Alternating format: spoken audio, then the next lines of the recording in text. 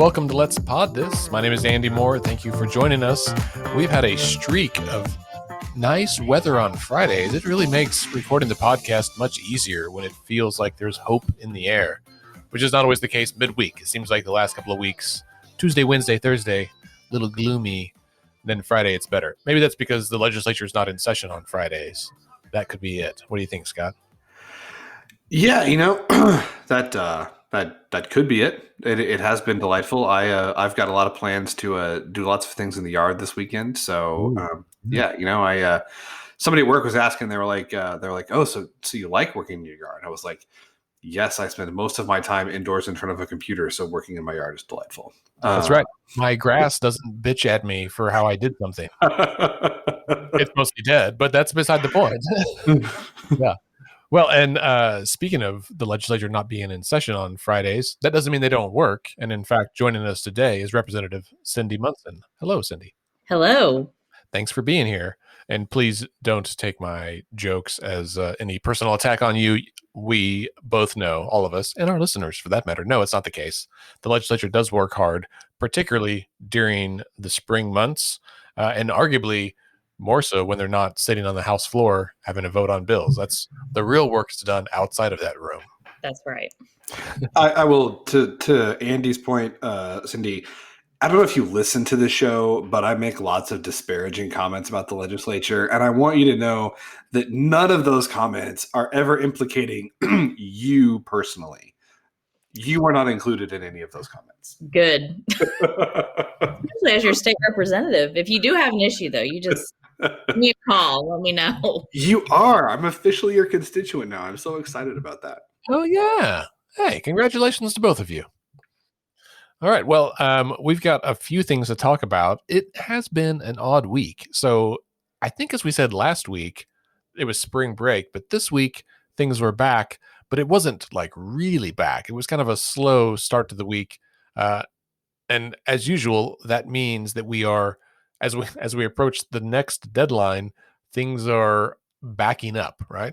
Much like ships in the Suez Canal, things are blocked and backing up, and that means that the next big deadline is April 8th, which is the committee deadline for bills in the opposite chamber. So that means 2 weeks, I guess, before things are it's really hairy, right? Then it's late nights and heated arguments and all that stuff. So as this week has played out, Scott, I'll start and say the thing that's on my mind right now is yesterday's meeting of the State Board of Education, right? So this is not in any individual district. This is the state board in which they voted on some significant things, not the least of which is a decision to pass a resolution that would dramatically change the education funding formula. And I mean, this literally just happened last night. And so we haven't had a chance to even really talk to folks from the education community, but I expect in the next few weeks, we'll have someone on to discuss it more in depth from that perspective. But I think, and you guys correct me if I'm wrong, but this will divert a ton of money from public ed over to charter schools. Is that correct? That is correct. And the vote broke down. Not on party lines because the board is technically nonpartisan, but my understanding is that everyone who's appointed to the board that was appointed by Governor Stitt voted for this change. The members of the board that are not appointed by the governor did not vote for this change. So there is a split. Our elected state superintendent of education, Joy Hoffmeister, has said that she not only doesn't support this, and she says, I don't support it. I wish we hadn't voted on it. And I'm pretty sure it's not constitutional and it might even violate state statute. So and that's because the general counsel for the State Board of Education advised them not to do this. And so it was Superintendent Hoffmeister and 2 or 3 others that voted with her to not do this. So it was I think a pretty thin margin. Yeah, it was 4-3. It was 4-3. And I will say, I mean, I don't know anyone that has ever gotten into legal trouble by ignoring the advice of their lawyer. So, I don't. I mean, well, and the number of times that this has happened in our state government, where the attorney general is like, "No, you shouldn't do that," and then the governor does it, or to that, those kinds of things happen all the time, it seems. Yeah. Cyndi, any thoughts on people in state government doing things that are unconstitutional? I haven't known that to happen since I've been serving in the legislature. So, You've never seen that? well, and also this move, or sort of this practice of going around elected folks, whether it's local school board, or the legislature. There's a lot of movement around, and what that tells you is that some of these issues are less partisan than people believe. That you have folks on both sides of the aisle that are looking at particular issues, especially around funding education, that has less to do about your political ideology and has more to do with your local community, where you live in the state, and what options are actually available. For the most part, a majority of Oklahoma students go to traditional public schools. And so I haven't even done a full deep dive either. But yeah, the piece about going around elected folks, that is very concerning. Yeah. I mean, that's a great point that you're talking about how people like, it's not necessarily a partisan breakdown. It's more like whether you're elected or not and who you represent. I mean, another great example is managed care, right? Medicaid managed care, which is opposed by many people in both parties in both houses of the legislature, but we're, I guess, pressing forward anyway. One update, great news. One of the big companies that we decided to contract with to implement managed care here in Oklahoma, they've done the same thing in Ohio, and they're being sued for fraud in Ohio, which is to quote one of the great shows of all time, quoting one of the great movies of all time. I'm shocked. I'm shocked to my very core to find out that there is gambling going on in this establishment. It's just like, no, literally, this is the thing that everybody was like, that's what's going to happen. Like, no, it's not. And like, but yes, but it is though. Right. Well, and we talk about this somewhat regularly, but I think the issue is incentives, right? What behavior we incentivize, and the point of managed care, and this has been debated literally for as long as I've been paying attention to the legislature, is should we hire outside companies to come in to root out the waste, fraud, and abuse? And if they find it, they get paid based on how much they find, right? So we're incentivizing them to find fraud. Now, do we want them to find fraud? Yeah, because we don't want that in our system. But the Oklahoma Healthcare Authority already does a whole bunch of checks and balances to eliminate waste, fraud, and abuse, but they do not get paid an incentive to go looking for it.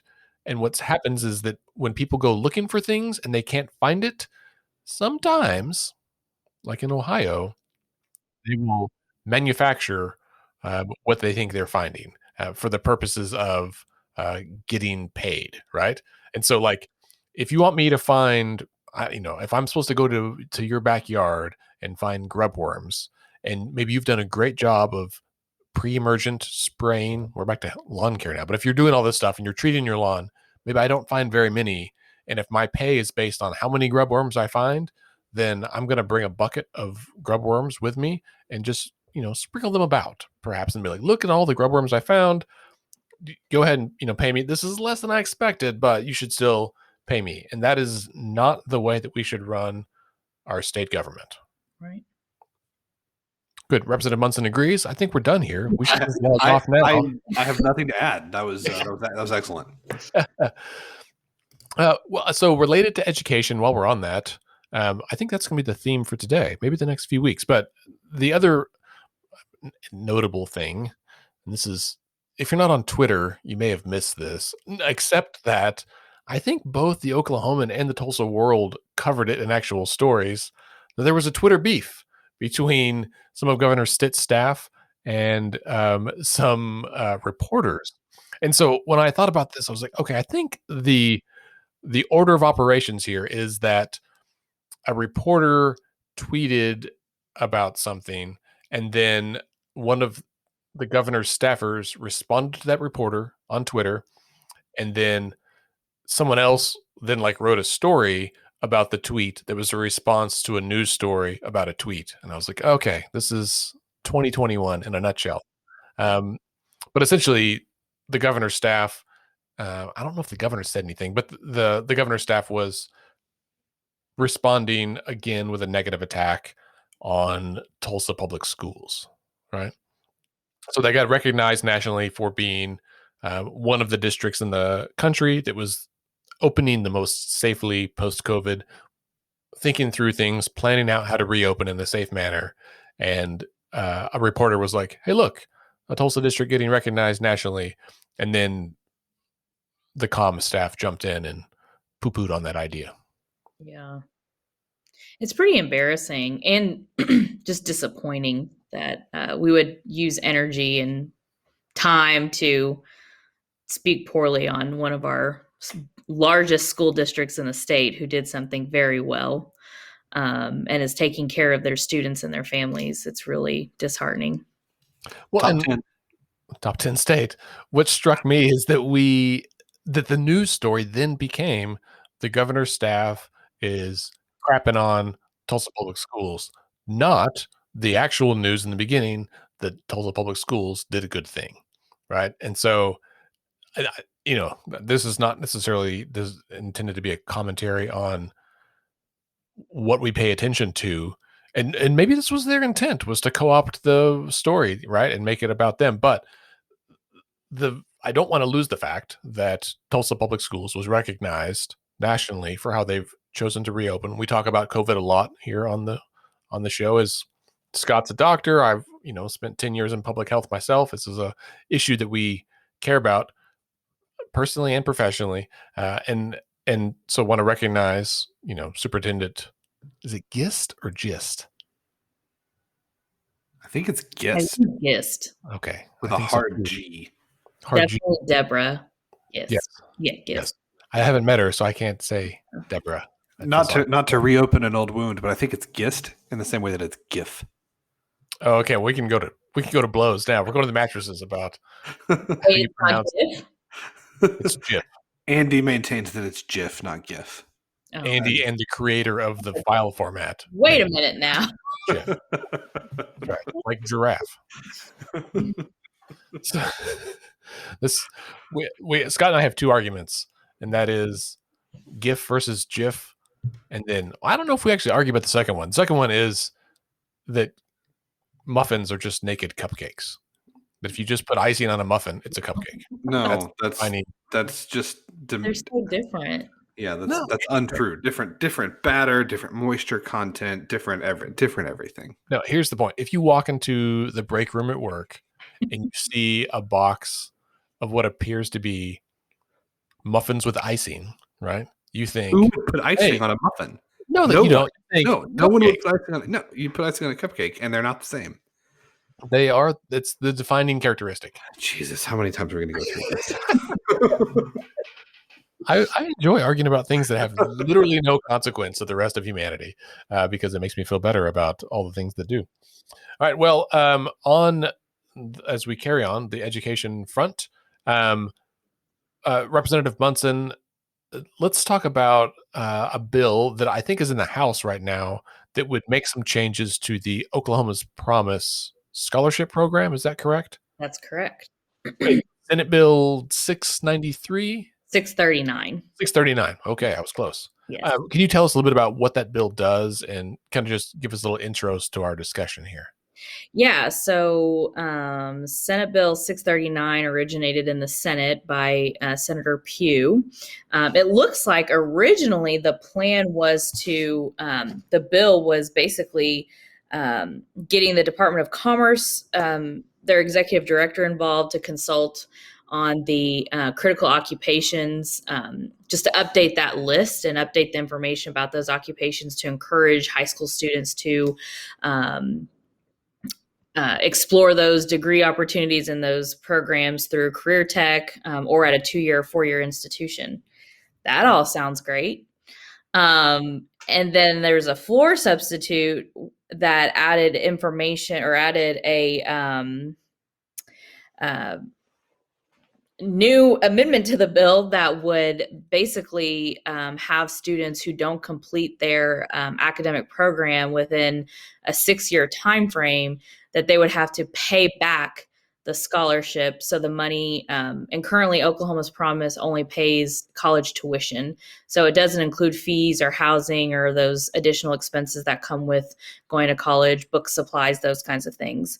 And on top of that, it would have the institution determine whether or not the student's hardship could be approved or not. I don't know how does he word this. But it would put it on the institution to then decide if that hardship was truly a hardship or if they were just quote unquote giving up on college, and it would be be evaluated case by case. So there's a lot of problems with this legislation. I personally have issues, not just as a lawmaker, but also because I am a recipient and graduate of Oklahoma's Promise. When I graduated from college, it was OLAP, so Oklahoma's Higher Learning Access Program. You'll hear me use both terms interchangeably because sometimes I do forget. So yeah, this is one of those pieces of legislation that I just I can't believe it was even filed, and it truly would dismantle a program that is not only successful. Obviously, it's successful in our state. It's one of the most nationally recognized higher learning access programs in the country. And it's something we do very, very well. And it helps our families, the lower income families who want their children to go to college and get a secondary education. And this is a pathway out. So if I to put this in just to kind of, for my own clarification, make sure I understand. So Oklahoma's Promise is a program that says if you go to college at one of Oklahoma's state universities or community colleges, right, and you are going to major in something that has been deemed critical, then you meet certain criteria, then your education is paid for. Is that right? But it doesn't include books and housing and all that kind of stuff. That's correct. It's just tuition, right? Which is half the cost of college. Yeah. But then what the original bill, that this was Senator Pugh's bill, what the original bill did was just amended that list of critical areas, right? And it includes, I believe the change was also to get the Department of Commerce, the executive director, involved. That may have already been in law. I may have that wrong, but the initial change looked like it was just changing the list of what qualifies. Correct. But then there were shenanigans, also known as a floor substitute. Can you, for listeners, say what a floor sub is for people who are maybe not familiar with that term? That's a good question. Sometimes I get carried away and I just start talking about things that basically it's when the bill makes it through the committee process, and then it's assigned to the floor calendar, which means it's presented to the entire body. So in this case, the entire Senate. The author of the bill can submit a floor substitute, which means it could be a totally different bill. It's new language, it's new information that then the entire Senate or the entire body, this can happen in the House as well, will vote on the legislation, but it's not the bill that was voted on in a committee. And when we're getting information about the bill, we can also track as members. We can see what committee it went to. How did the committee members vote? If there are any procedural votes, what were those votes? And so while you may be able to see who voted for what, it's a totally different bill. So, and this is something, just as a little sidebar, this happens, listeners, all the time. People use floor subs all the time. They're not always for nefarious purposes, but sometimes they're for nefarious purposes. Well, I would argue more often than not. And it feels like this year, I need to go back and count, but I feel like we've had more floor substitutes than in recent memory. And when I put this out on Twitter, I think, to a bunch of reporters, and several people said this has been more than they can recall as well. And so it is often a way to sneak things in, right? So you run a bill called Oklahoma's Promise, whatever, and then at the last minute you substitute something on the floor that has to do with I don't know, gross production tax. And somehow that's totally legal, right? That's within the rules. Do you have to approve the floor substitute before you then, like, do you have to say, like, yes, we'll allow it, and, like, as a body vote on to allow that to be the floor substitute before you vote on whether or not it passes?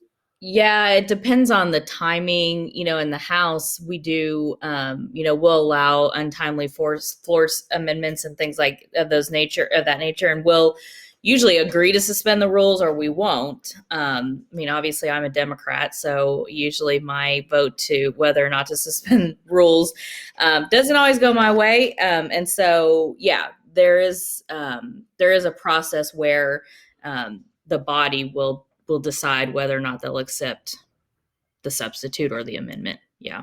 But so long as there's a super majority who agrees that they're gonna allow it and they're gonna approve it, it just sails right through.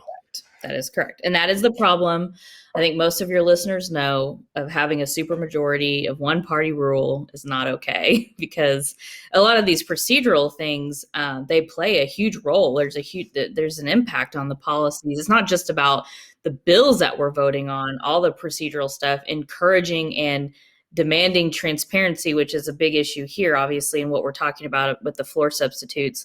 And many times, the media or the public don't have even physical access to the changes until it's voted on or discussed on the floor. So in this case, we had the bill. It was just kind of updating the list of critical areas that qualify for Oklahoma's Promise. Then there's a floor sub, and the floor sub comes in and does that, but also says, oh, and by the way, if you don't finish your degree program within, 5 years or 6 years, you have 5 years to finish it. If you don't do it within 6 years, now you have to pay back all the money, right? Correct. Yeah. Which is problematic for any number of reasons. The bill passed the Senate, right? I think on a party line vote or pretty close to a party line vote. And it's now been assigned to the House. Is it in the House? What committee is it assigned to in the House? Higher education. House Higher Education. And so what will happen to the bill now? So now, Andy mentioned that we are in doing committee work, and we have 2 more weeks until the committee deadline where bills have to work their way through committee. So this bill essentially stays alive in the House for the next 2 weeks, unless it's not heard by April 8th. All right. And so can you tell everyone why the changes that the senator is proposing to Oklahoma's Promise would be bad news bears? Yeah. Well, the first problem that I see, outside of the fact that what I mentioned in terms of it being a successful program and what it does for students and families, I would not have had access to college if it weren't for Oklahoma's Promise. I distinctly remember having conversations with my dad. I always knew college was the path, but my parents divorced when I was in 8th grade, and when divorce happens, there's financial challenges. There's all sorts of different challenges you go through as a family, and college was paying for college and figuring out what the plan was one of the hard conversations my dad and I had. Thankfully, I had a counselor who brought this program up when I was in 10th grade, within that time frame for me to enroll. So beyond that, the number one issue I have with it, and that I fear, is that many students and families will not sign up or enroll in the first place. Because if you are a family, which the income requirement is that you make $55,000 or less. So if you are already a lower income family and don't have adults who have already gone to college before, and you're a first generation college student, you are not going to agree and sign on to a program that says we're going to pay for all of your tuition. And if you're not finished by this date, then you're going to have to pay all of that back. That's too risky. And it totally dismantles the purpose of the program. The program's purpose is to get lower income first generation college students who would be first generation college students into college. And I think a lot of times what people don't understand, if you haven't been a parent or a teacher or a counselor or a student who's familiar with Oklahoma's Promise, you don't just get like a blank check and it pays for your tuition.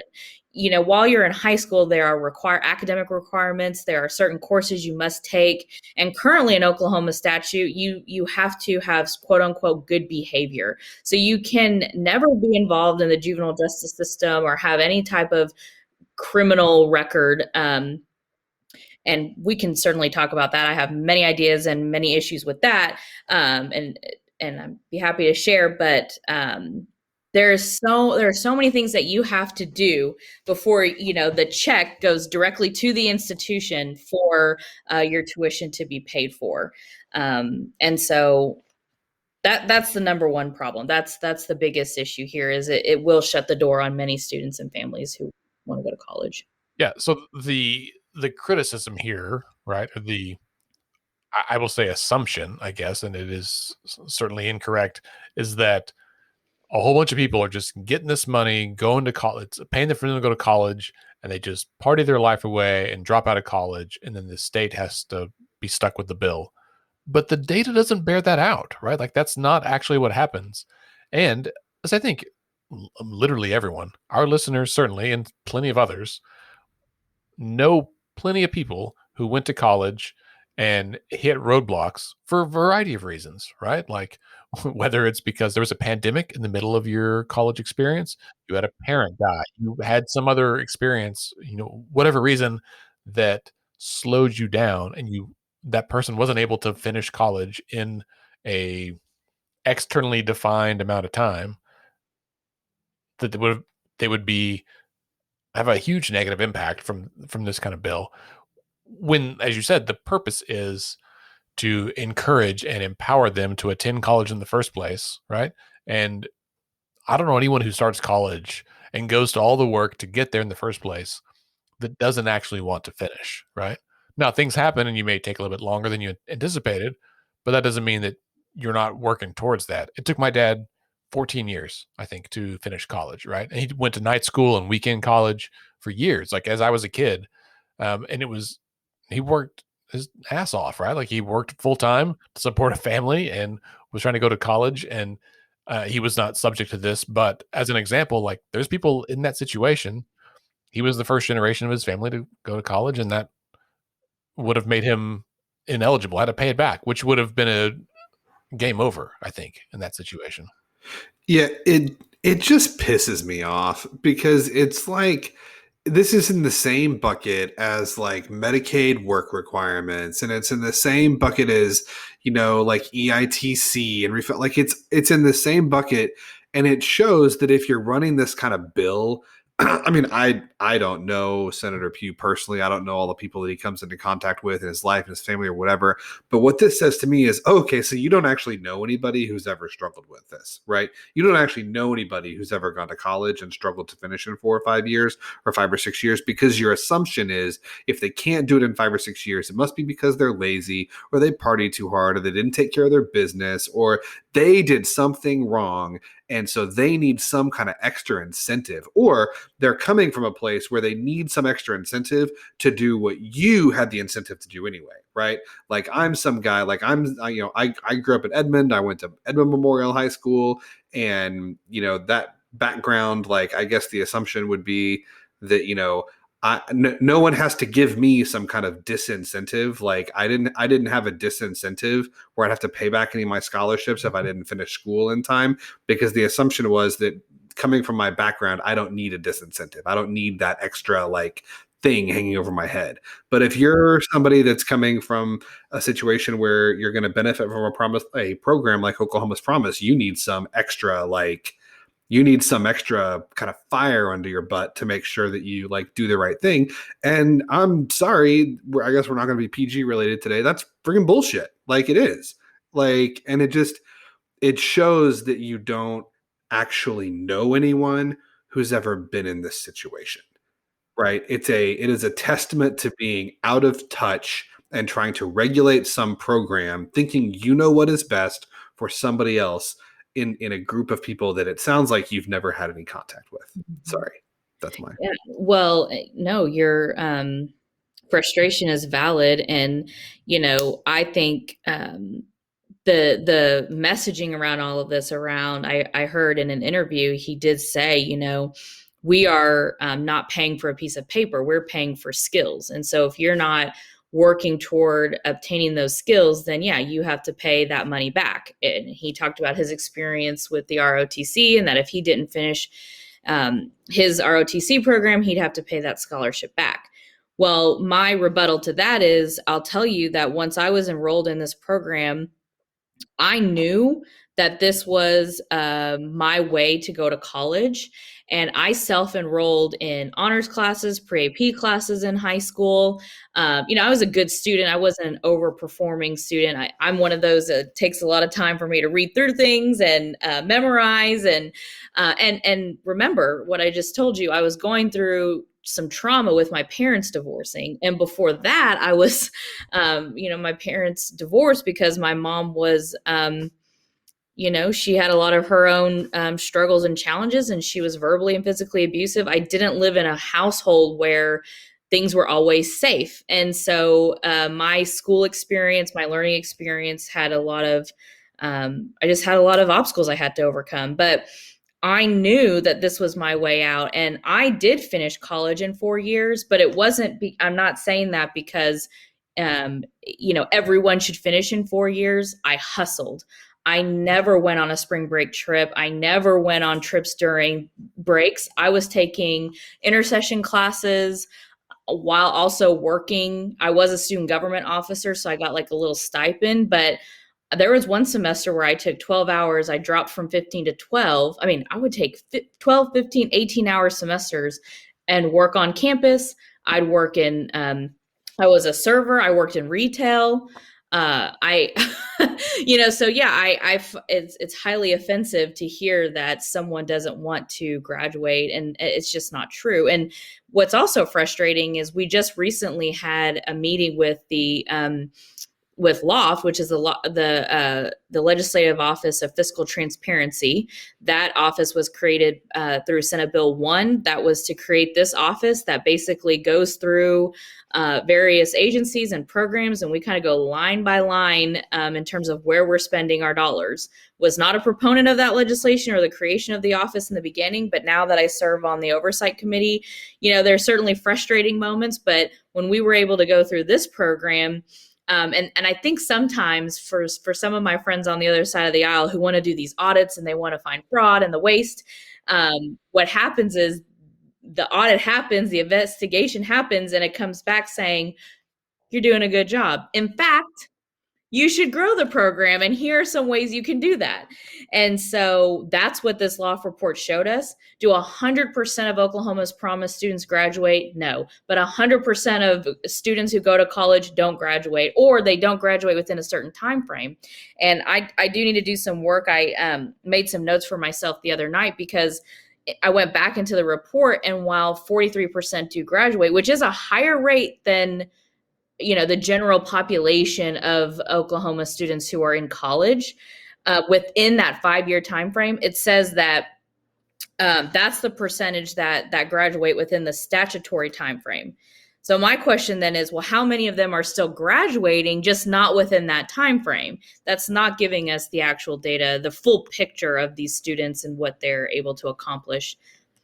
So, right. And yeah, looking at year 6, 7, 8 to see how many folks like took a year or two off and then were able to come back. Or I have a number of friends like from working in healthcare. I have a bunch of friends that are nurses that went to school for 2 years, got their associates, became, got their RN at some point, and then started working because they had to pay for life, right? For not just for college, but like for bills and food and, children and cars and whatever.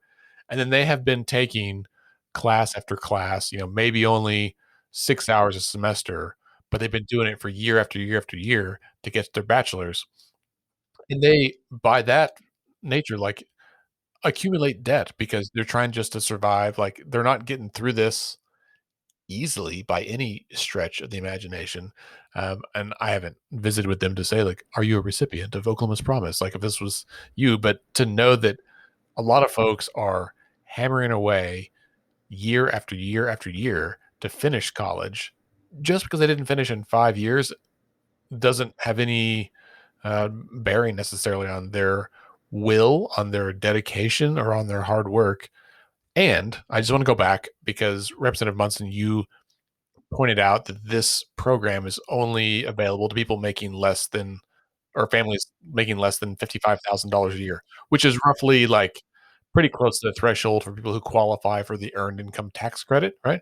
So that is, you know, $50,000 is not a lot of money for a family. Like when I was a kid, I remember my mom telling me when I was in high school that you had to make 50,000 as a family just to survive. And I didn't get it because I was like a teenager and, my dad was the chief wage earner for our family.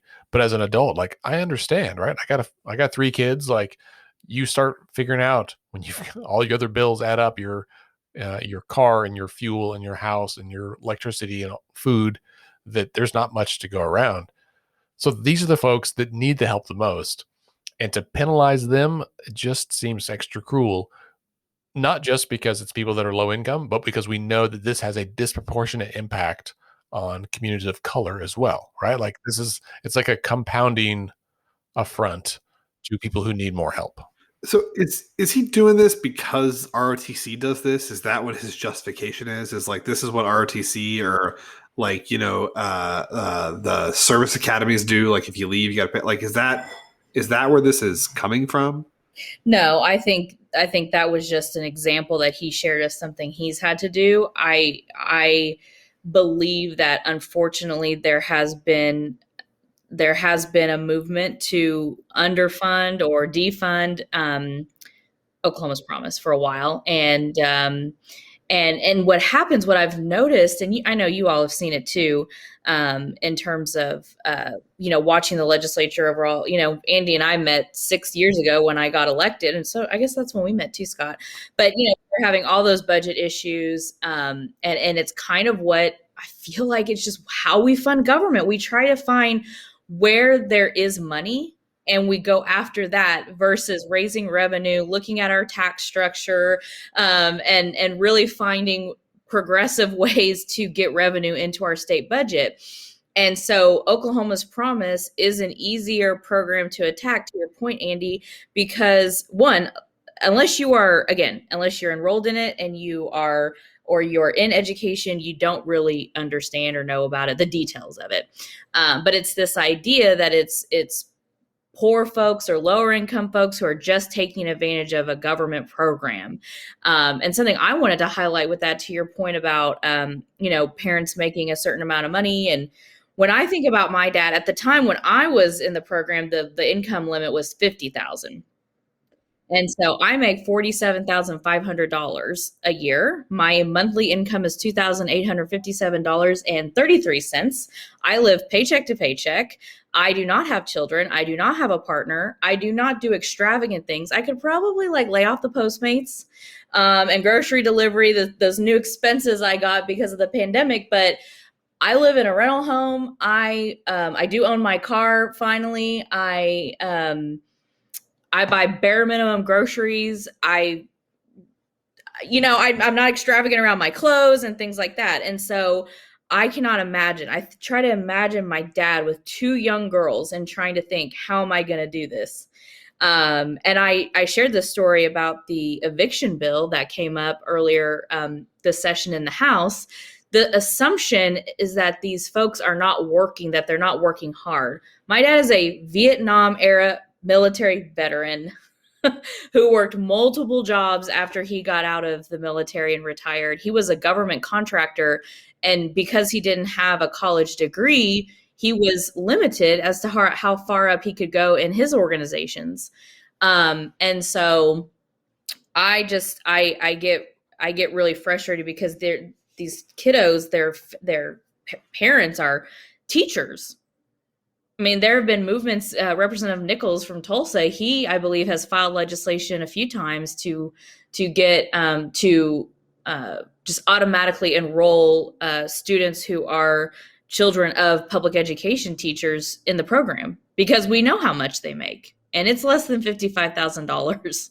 And so anyway, all that to say, I can go on a tangent with all of this because it truly makes me so angry. But I do believe it's just one of the practices that we have in state government in Oklahoma, where we go after what we think are pots of money. I know listeners can't see me, but I'm using a lot of air quotes. And instead of letting our successful programs be successful, we try to go after their funding sources.